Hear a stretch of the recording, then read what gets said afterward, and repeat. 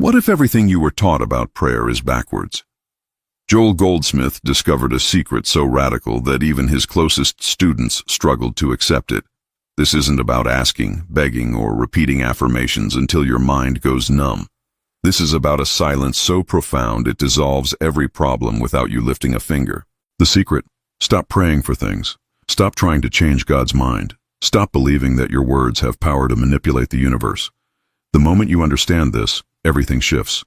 You stop being a beggar and become a witness to miracles that were always there, waiting for your recognition. Here's what Joel discovered in his deepest meditation. Prayer is not about speaking to God. It's about listening. It's about becoming so still that the divine presence reveals what already exists in spiritual reality. Your health is already perfect. Your abundance is already complete. Your peace is already established. The technique is shockingly simple. Sit in silence, release every desire, and wait. Not for an answer, not for a sign. Just wait in the awareness that God already is. This isn't passive. This is the most powerful spiritual practice on earth. Most people fail at this practice because they cannot tolerate the silence. They sit for 30 seconds and their mind screams with demands. I need money. I need healing. I need love. These aren't prayers. These are declarations of lack that push away the very thing you seek. Joel called this taking thought, and it's the enemy of transformation. True prayer begins when thinking stops. When you cease trying to inform God about your problems, as if the infinite intelligence needed your limited perspective. When you stop rehearsing your pain, your fear, your desperation. All of that is noise that blocks the still small voice within. Joel practiced this silence for years before he understood its power. He would sit, sometimes for hours, not asking, not visualizing, not affirming, just being. And in that sacred emptiness, healings happened. Tumors dissolved. Relationships restored. Money appeared from unexpected sources. Why does this work? Because you're no longer operating from human will. You've surrendered the ego's desperate need to control outcomes. You've stepped into the consciousness where miracles are natural, normal, and inevitable. Let me be direct about what to expect. This isn't instant magic. The first week you might sit in silence and feel absolutely nothing. Your mind will rebel. It will tell you this is a waste of time. It will seduce you back into traditional prayer, into asking, into trying to make things happen through mental force. Resist that temptation. The silence is working even when you feel nothing. You're breaking the habit of mental manipulation. You're training yourself to rest in spiritual reality instead of fighting material appearances. This process takes time because you're reversing years of conditioning.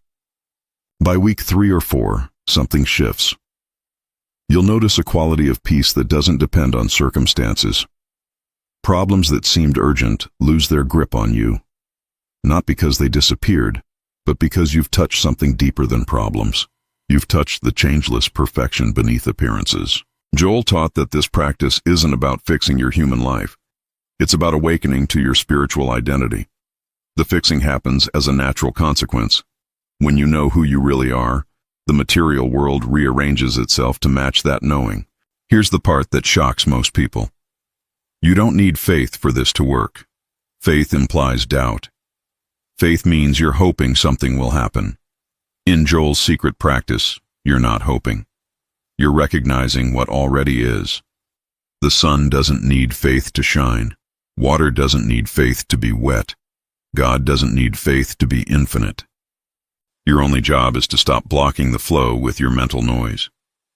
Stop declaring what's wrong. Stop describing your problems. Stop begging for change. All of that reinforces the illusion of separation from your good. Instead, sit in wordless awareness that perfection is the only reality. This feels dangerous to the ego. It wants to do something, achieve something, prove something. But Joel discovered that the less you do, the more happens. The quieter you become, the louder the truth speaks. The more you release control, the more divine order manifests in visible form. Practice this today. 5 minutes of absolute silence.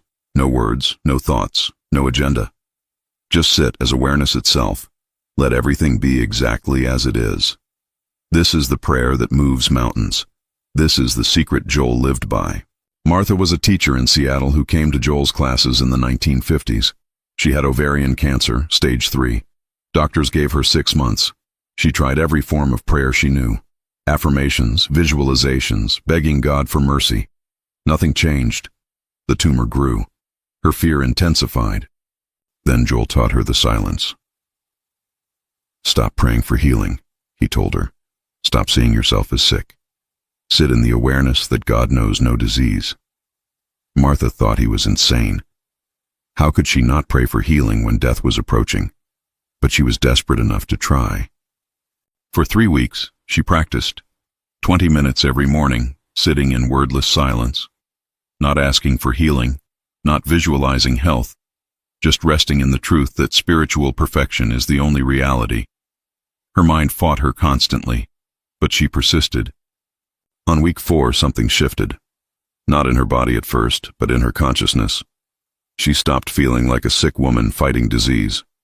She felt like awareness itself, untouched by material conditions.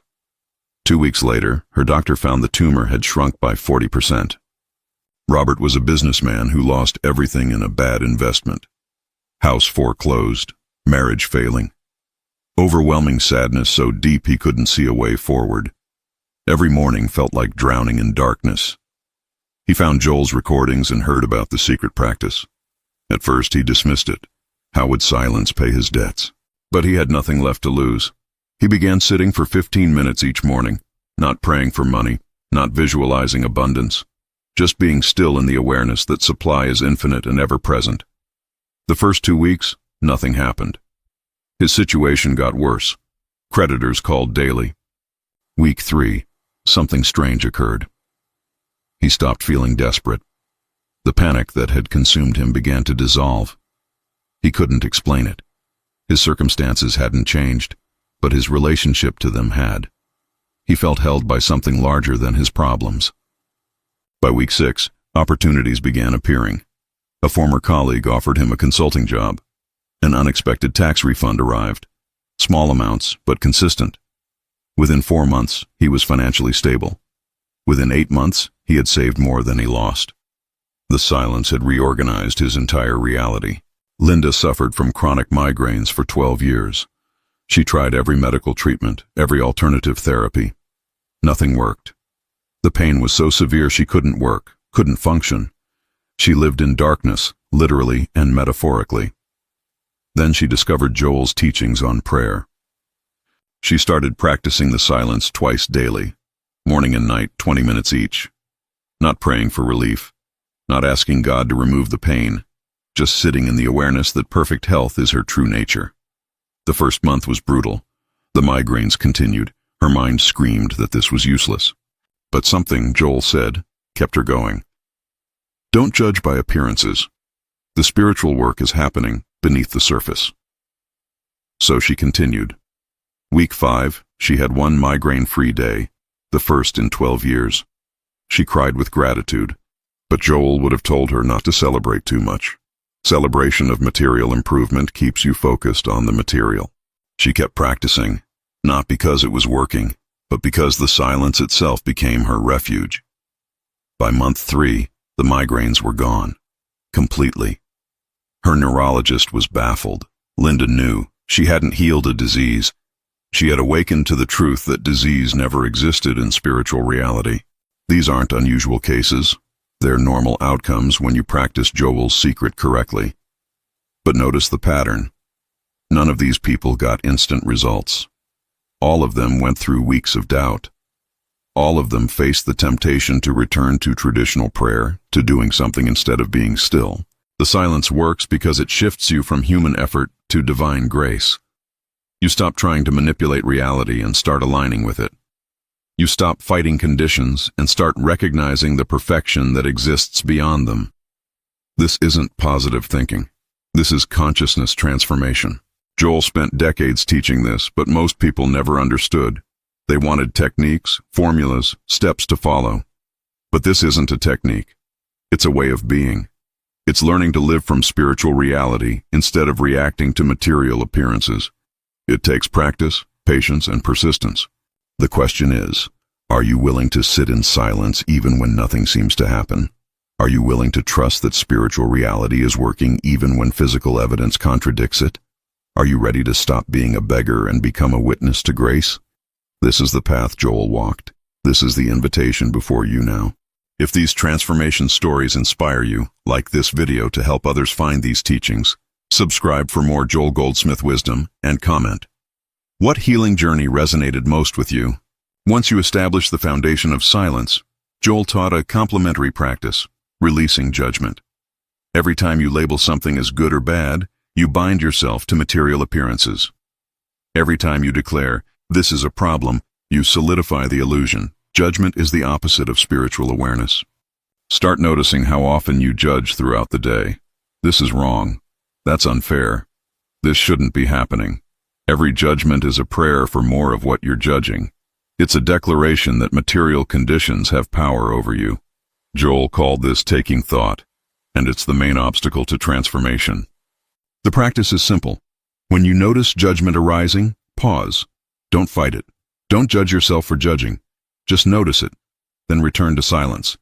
Return to the awareness that God's universe is perfect, even when appearances suggest otherwise. This doesn't mean accepting evil. It means seeing through the illusion. Practice this for 1 week alongside your silent prayer. Every judgment you release is a doorway opening to grace. Every moment you refrain from labeling creates space for truth to reveal itself. This compounds the power of your silence practice exponentially. The second complementary practice Joel taught, stop testifying to problems. Notice how often you rehearse your difficulties to others. I'm sick, I'm broke, I'm alone. Every time you speak these words, you're praying for their continuation. You're declaring them as truth. You're giving them power they don't actually have. This doesn't mean lying or denying facts. If you're experiencing pain, you acknowledge it to doctors. But you don't tell everyone you meet. You don't make it your identity. You don't rehearse the story over and over. Each repetition embeds the condition deeper into your consciousness. Instead, practice sacred silence about your challenges. When people ask how you are, keep your answer brief and neutral. Fine, getting through. Then change the subject. Not because you're hiding, but because you're refusing to testify to illusion. You're declining to give power to appearances. Joel lived this way. People would ask about his health challenges, and he'd deflect. Not because he was secretive, but because he wouldn't empower disease by discussing it. Within weeks of practicing this alongside your silent prayer, you'll notice. The less you talk about problems, the less power they have over you. The third practice, gratitude without conditions. Most people practice gratitude for things. Thank you for this meal. Thank you for this money. Thank you for this healing. But Joel taught something deeper. Gratitude for the isness of God. Gratitude that doesn't depend on circumstances changing. This is radical. Can you be grateful when you're still sick? When you're still broke? When you're still alone? Not grateful for the sickness, but grateful that underneath appearances, infinite perfection exists. Grateful that spiritual reality is untouched by material conditions. Grateful that God is, regardless of what seems to be happening. Practice this daily. Before your silent prayer, spend 2 minutes in pure gratitude, not for things you want or things you have, just gratitude for existence itself, gratitude for consciousness, gratitude for the breath moving through you, gratitude for the awareness that can notice gratitude. This practice dissolves the demanding energy that blocks grace. When you're grateful for what is, you stop trying to change what is. You stop fighting reality. You stop praying from lack. And in that surrender, transformation happens naturally, not because you made it happen, but because you stopped preventing it. These 3 practices work together powerfully. Silence opens the door. Releasing judgment clears the obstacles. Stopping problem testimony prevents reinforcement of illusion. Unconditional gratitude establishes receptivity. Together, they create the consciousness in which miracles are inevitable. But here's what Joel emphasized. Don't make these practices into new forms of trying. Don't approach them as techniques to get what you want. That's just the ego in spiritual clothing. Approach them as ways of aligning with truth. Ways of recognizing what already is. ways of being, not doing. Most people practice for 2 weeks and quit because they don't see results. They're still operating from what's in it for me consciousness. They're still treating spirituality as a vending machine. Insert prayer, receive goodies. But that's not how this works. This is about identity transformation, not circumstance manipulation. The practices work when you stop caring whether they work. When you practice because resting in truth feels better than fighting appearances. When you practice because silence is its own reward. When you release outcomes and embrace the process. That's when everything shifts. That's when you become living proof of Joel's secret. Let's address what Joel rarely discussed publicly, the dark night of practice. About 3 to 6 weeks in, most people hit a wall. They've been sitting in silence faithfully. Nothing has changed. In fact, circumstances might have worsened. The mind screams, "This isn't working, you're wasting your time. Go back to real prayer." This is the critical moment. This is where 90% of people abandon the practice. They interpret the lack of immediate results as failure. But Joel would say, this is exactly when the deepest work is happening. Your consciousness is being reorganized at a level you can't perceive. The silence is dissolving years of false belief. The challenge is staying committed when every logical part of you says to quit. When friends tell you you're being irresponsible by not doing something about your problems. When your own doubt becomes overwhelming. This is the test. This is where you discover whether you truly trust spiritual reality, or just like the idea of trusting it. Joel's advice for this phase: shorten your practice if needed, but don't stop. Even 5 minutes of silence daily maintains the momentum. Don't judge yourself for doubt. Don't try to force belief. Just show up, sit, be still. Let the process unfold in its own time. Transformation is happening even when you can't feel it. Another challenge Joel acknowledged: the practice brings up buried emotions. When you sit in silence, you're not just connecting with divine presence. You're also facing everything you've been avoiding. Old grief, suppressed anger, deep loneliness. The silence doesn't create these feelings. It reveals them. Many people interpret this as the practice making things worse. They were managing fine until they started meditating, and now they're falling apart. But Joel understood. This is healing. You can't transcend what you haven't acknowledged. The emotions aren't new. You've been carrying them while pretending they don't exist. The solution isn't to stop practicing. It's to let the emotions move through without attaching stories to them. Feel the grief without making it mean something about your worth. Experience the anger without directing it at anyone. Notice the loneliness without concluding you're unlovable. Just feel, just allow, just witness. This phase usually lasts 2 to 4 weeks. It's uncomfortable, but necessary. You're clearing the emotional debris that blocks your awareness of perfection. On the other side of this release, the silence becomes profoundly peaceful.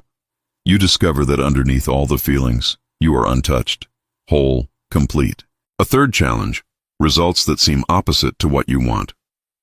You practice for prosperity, and an unexpected bill arrives. You practice for health, and symptoms intensify. You practice for relationship harmony, and conflict erupts. Your mind interprets this as evidence the practice is harming you. But Joel taught, appearances can worsen before they improve because you're addressing the root cause, not the surface symptom. That unexpected bill might be clearing old energy. Those intensified symptoms might be the last gasp of false belief. That relationship conflict might be forcing honesty that leads to true intimacy. The key is not to react to worsening appearances by abandoning the practice. Don't make decisions based on fear during this phase. Keep sitting in silence. Keep recognizing spiritual perfection. Keep trusting that divine intelligence knows what's unfolding. This isn't blind faith, it's trained spiritual discernment. Joel experienced this himself. When he first began teaching, he lost students, lost income, faced criticism. It seemed like his practice was destroying his life. But he kept going. And on the other side, everything reorganized at a higher level. The temporary chaos was necessary for the breakthrough. Trust the process, even when logic argues against it. The final challenge Joel warned about: subtle spiritual pride. After a few months of practice, things improve. You feel more peaceful. Maybe a healing occurs or money appears. The ego whispers, "You're getting good at this. You're more spiritual than others. You've mastered something." This is dangerous. The moment you take credit for outcomes, you've left the consciousness of grace and returned to human effort. You've made yourself the power instead of recognizing you're simply a witness to divine action. Pride blocks further transformation because it reestablishes separation. Joel's remedy. Every time you notice improvement, immediately give credit to the infinite presence. Not as a religious gesture, but as accurate perception. You didn't heal yourself. You stopped blocking healing. You didn't manifest abundance. You stopped resisting the infinite supply that was always there. You're not powerful. You're transparent to power. This humility isn't self-deprecation. It's precision. It's seeing clearly that the human self has no power to transform anything. All power belongs to spiritual reality. Your job is simply to not interfere. Stay small. Stay humble. Stay in awe of the grace that operates through you, not because of you.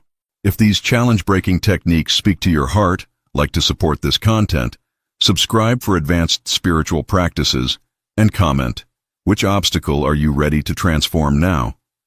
After 6 months of consistent practice, you'll face a new challenge: maintaining the silence in daily chaos. It's easy to sit peacefully in your morning meditation, but can you access that same silence when your boss is yelling, when your bank account hits zero, when your child is sick? This is where the practice becomes a living reality, not just a morning ritual. Joel called this practicing the presence throughout your day. It's not about constantly meditating. It's about maintaining an inner awareness of spiritual perfection, even while engaging with material responsibilities. You're cooking dinner, but underneath, you're resting in silence. You're paying bills, but deeper down, you're aware of infinite supply. The technique: set reminders on your phone every 2 hours. When the reminder sounds, pause for 10 seconds. Don't close your eyes or stop what you're doing. Just internally shift from doing to being, from thinking to awareness, from problem to presence. 10 seconds. Then continue your activities from that grounded space. This practice transforms everything. You're still handling responsibilities, but from a completely different consciousness. You're no longer driven by fear or urgency. You're no longer trying to make things happen through force. You're allowing divine order to move through your actions. This is how Joel lived. This is mastery. Advanced integration also means recognizing when to speak and when to stay silent. Joel taught that sometimes spiritual awareness requires taking action in the physical world.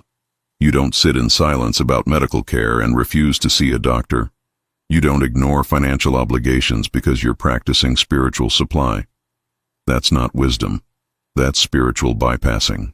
The key is taking action from spiritual consciousness, not from fear.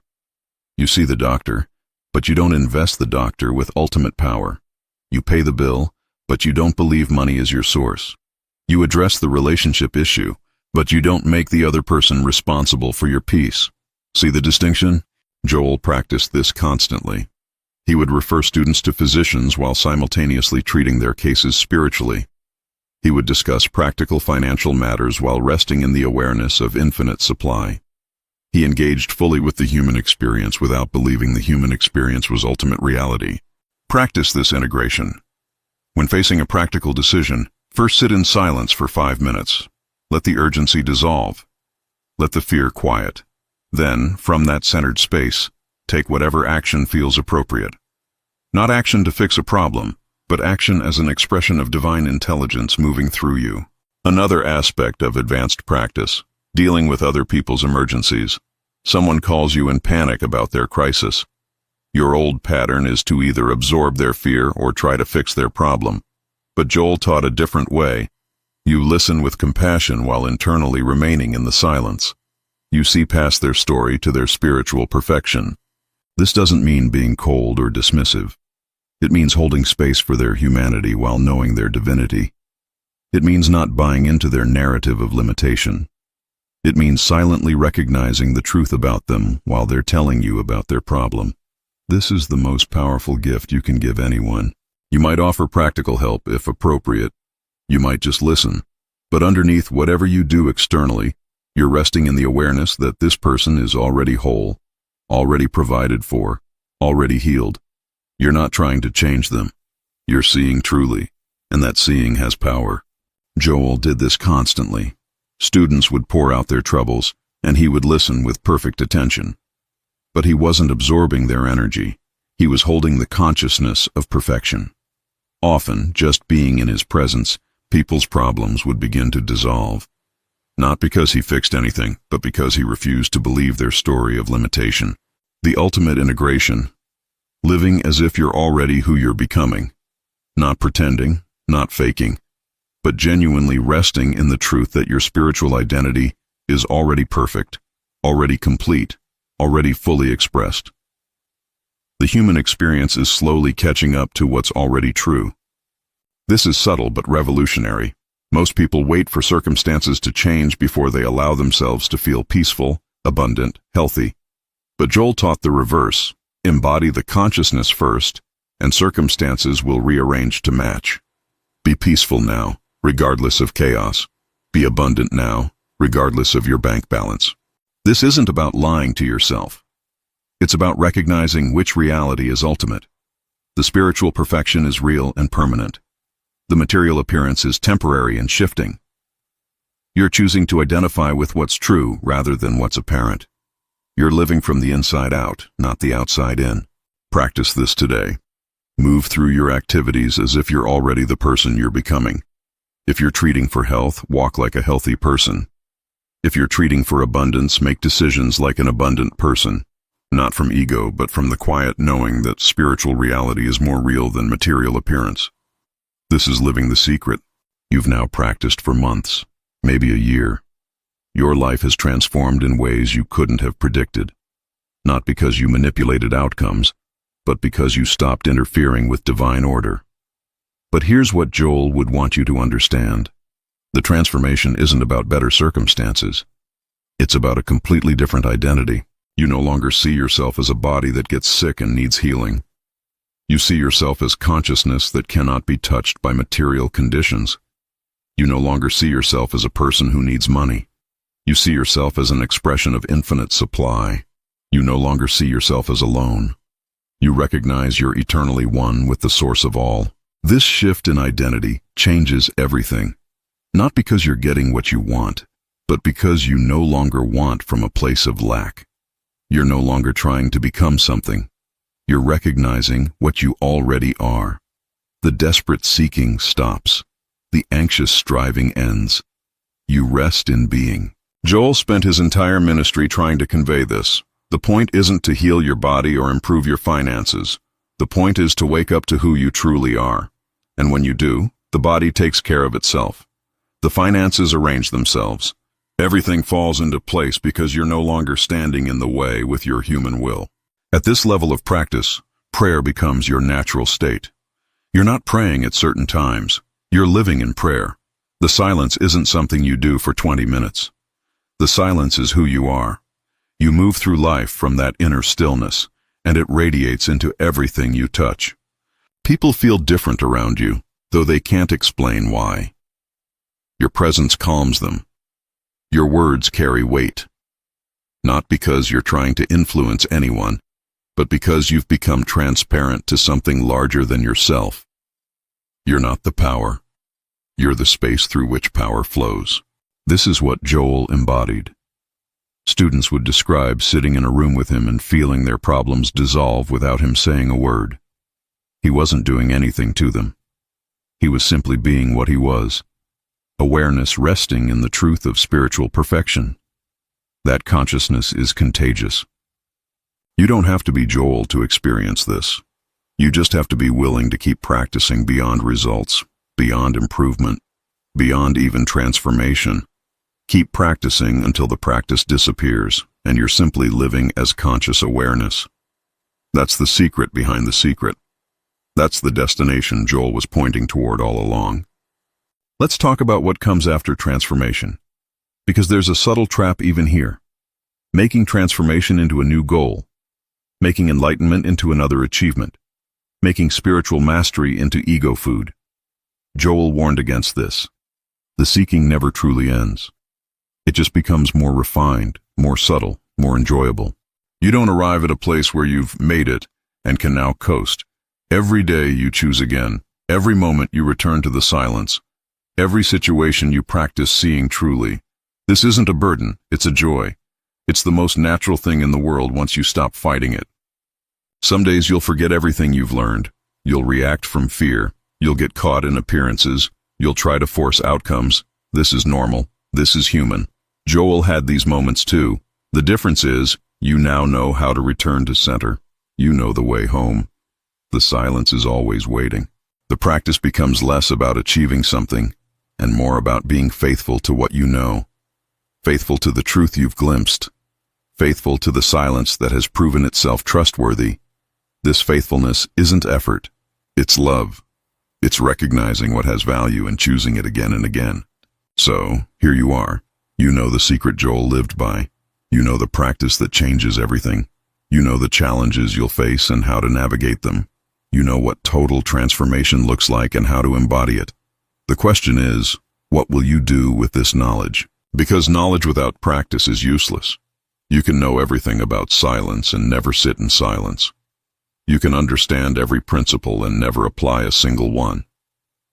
Joel didn't teach information. He taught a way of life. He lived what he taught. He was the proof of his own message. Your invitation is the same.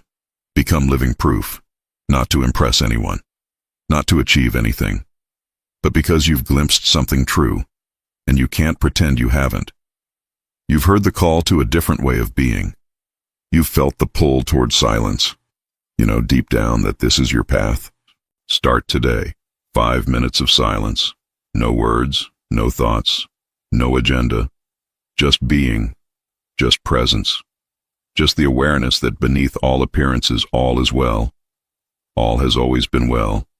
All will always be well. This is Joel's secret. This is your inheritance. This is the prayer that transforms everything without trying to change anything. If your spiritual understanding expanded through these Joel Goldsmith secrets, like this video, subscribe for more transformative teachings, and comment, "I am transformed," to confirm your new path.